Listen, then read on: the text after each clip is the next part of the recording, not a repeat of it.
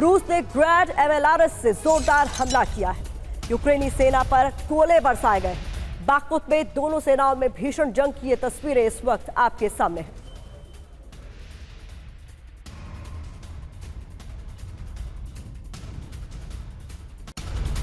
अगली video breaking आपके सामने। यूक्रेन ने रूसी ड्रोन अटैक को विफल किया है।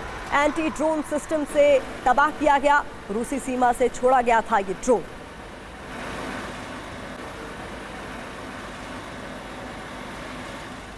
और इस बीच आपको बता दें, छोटी तोपों से रूस के आक्रमण को लेकर भी जानकारी सामने आ रही है। तस्वीरें आप देखिए, मोटराइज्ड रेजिमेंट कर रही है इस्तेमाल और किस तरीके से हो रहे हैं हमले।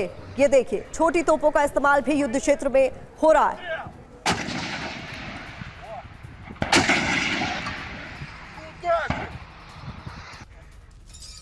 और इधर ताइवानी सेना का युद्धाभ्यास जारी है। जानकारी मिल रही है तीनों सेनाएं इसमें हिस्सा ले रही हैं। चीन के खिलाफ दरअसल इसे युद्ध की तैयारी के तौर पर देखा जा रहा है। लगातार चीन की तरफ से ताइवान पर खतरा जिस तरीके का बना रहता है, उसकी ओर से उससे निपटने के लिए ताइवानी सेना का ये युद्धाभ्यास और उसी से जुड़ी हुई ये तस्वीरें। और इधर रूस का यूक्रेन पर जोरदार हमला, इसको लेकर जो जानकारी है बताते, डोनेट्स्क के क्रामाटोर्स्क में अटैक को लेकर डिटेल सामने आ रही है। इस्कंदर मिसाइल से निशाना बनाया गया है। यूक्रेनी सेना को इसमें बड़े नुकसान की जानकारी भी हमें मिल रही है। तो तस्वीरें आपने देखी। आपको बता दें, रूस ने इस्कंदर मिसाइल से यह हमला किया है, जिसके बाद यूक्रेन में भयंकर तबाही का मंजर देखने को मिल रहा है। जानकारी आपके सामने हम रख रहे हैं किस तरीके से कितने यूक्रेनी हथियार इस हमले में तबाह हुए हैं। पहले ये जान लीजिए, हाइमार्स लॉन्चर इसमें तबाह हो गया है।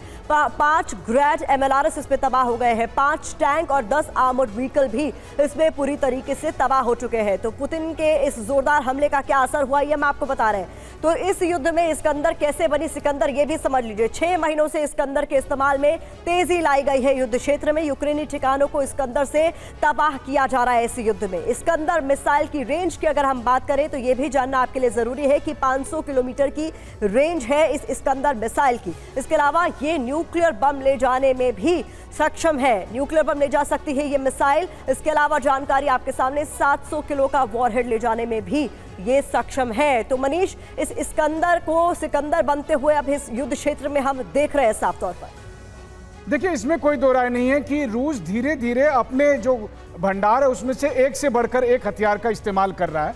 और किंजल मिसाइल और इस्कंदर अब इस कड़ी में सबसे उसका नया उदाहरण है।